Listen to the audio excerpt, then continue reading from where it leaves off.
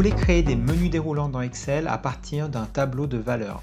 Vous avez en plus besoin que la deuxième valeur que vous allez saisir dépende de la valeur de la première. Tout comme ici, j'ai choisi légumes ici dans la première colonne et dans la deuxième, je veux pouvoir avoir uniquement les légumes qui sont issus de ce tableau. Et lorsque je change légumes en fruits, je veux pouvoir avoir la liste des fruits. C'est ce que nous allons voir tout de suite dans cette vidéo.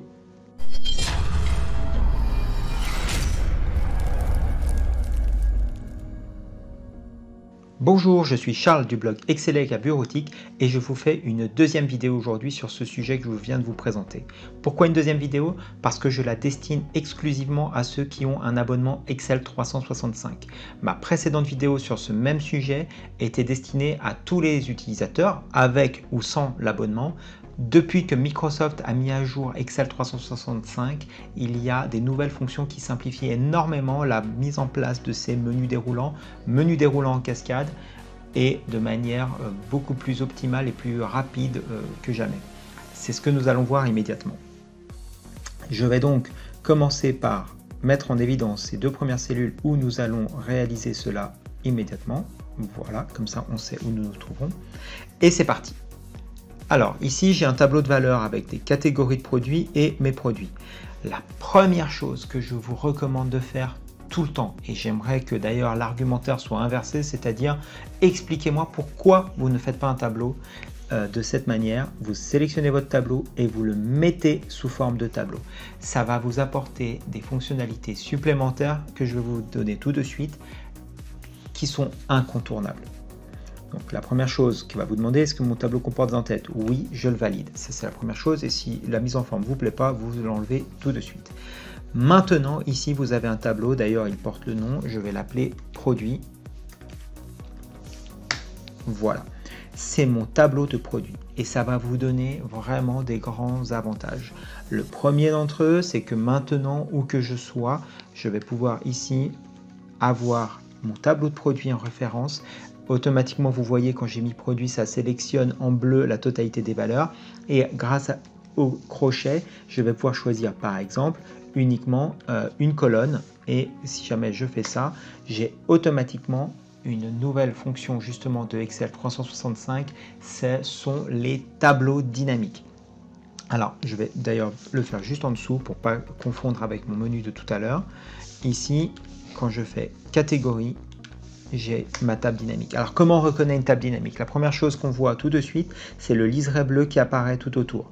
Ça montre que cette table est dynamique. Lorsque je vais rajouter une nouvelle ligne ici, automatiquement je vais avoir la valeur qui va se rajouter dans ma table dynamique à droite. Je vais rajouter par exemple un fruit qui est le kaki.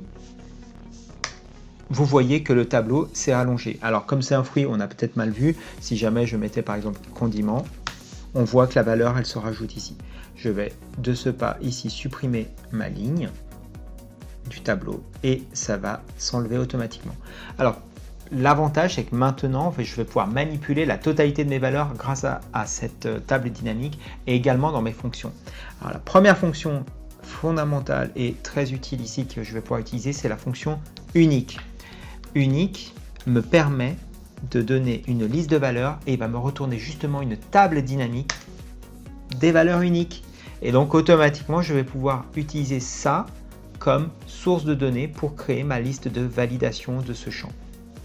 Allons-y tout de suite, je vais aller dans l'onglet données, dans validation des données.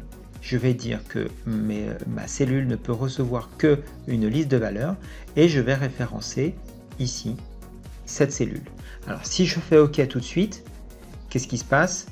J'ai que fruits.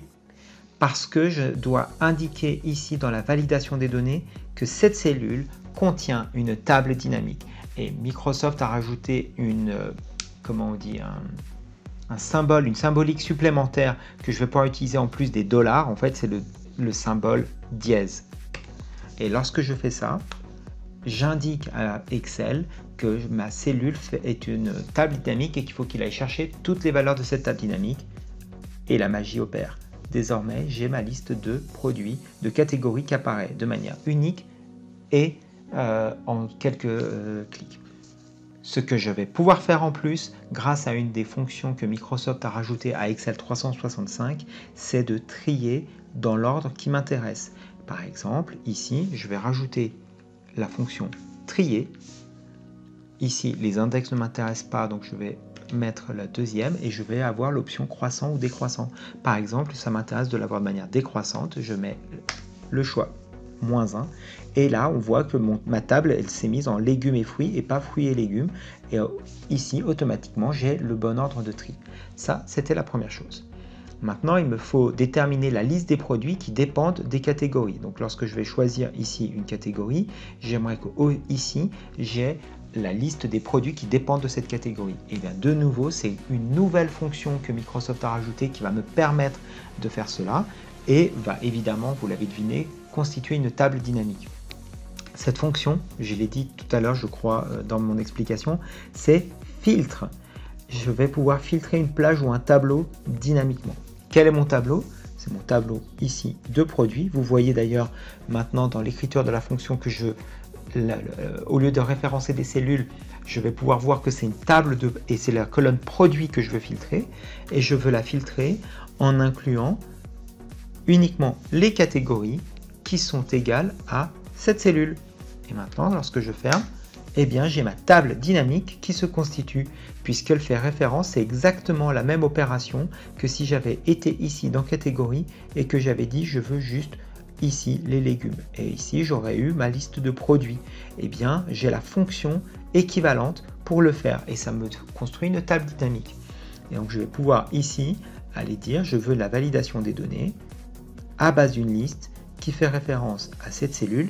Comme c'est une table dynamique, je rajoute le caractère dièse à la fin et je mets OK. Et automatiquement, ici, j'ai ma liste de produits.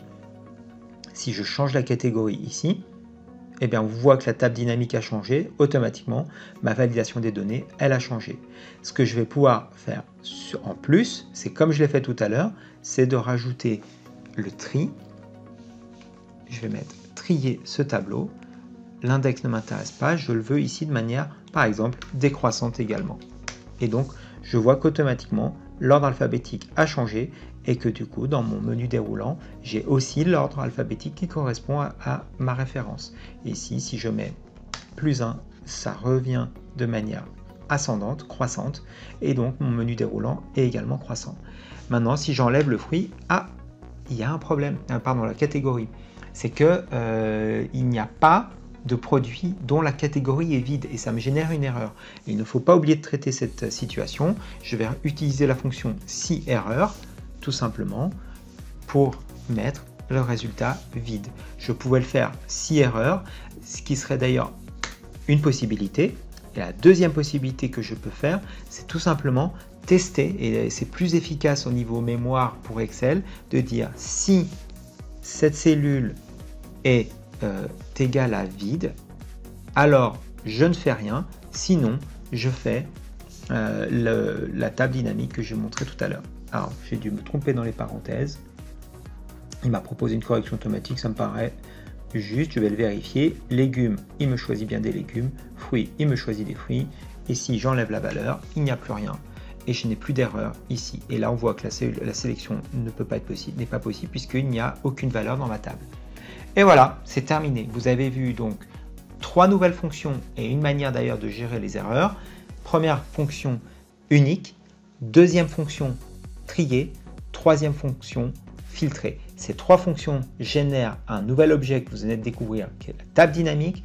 Et en plus, vous avez vu comment on faisait la validation des données grâce au caractère dièse que l'on rajoute dans la référence à la validation des données.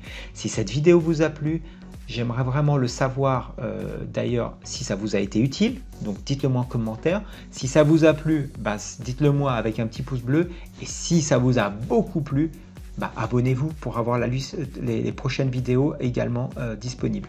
Merci beaucoup et à bientôt.